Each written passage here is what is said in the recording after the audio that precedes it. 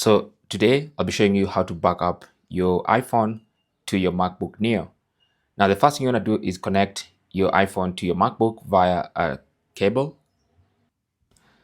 So if you have one of the newer iPhones with a Type-C port, then you simply use the cable that comes in the box of your MacBook Neo to connect from Type-C to Type-C on your MacBook. Alternatively, if you have the older iPhones with a Lightning, then you need a Type-C to Lightning cable. If you don't have one and you only have the cable that comes in the box of your MacBook Neo, then you can use a little adapter like this. So this is a Lightning connector which goes into the Type-C port of your iPhone like that. I mean, into the Lightning port of your iPhone, just like this.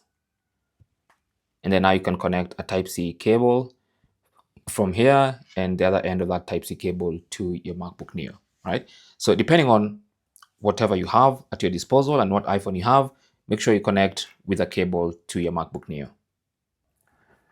Once connected, the next thing you want to do is go to your MacBook Neo and click on Finder.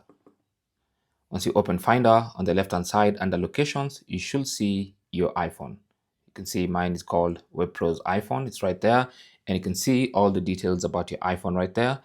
And you can see the button to backup. Okay. Of course, you can schedule backups, but of course, you need to be connected. To backup right now, simply click on Backup Now. And that's going to initiate the backup process. You might be required to enter your iPhone's passcode, enter it, and allow the backup to proceed. Make sure you don't disconnect any of the cables during this process. Once it's complete, you can simply unplug the cable, and that's how to back up your iPhone to your MacBook Neo. Simple as that. Thanks for watching. Don't forget to like and subscribe. And if you have any comments or questions, talk to us in the comment section. Good luck.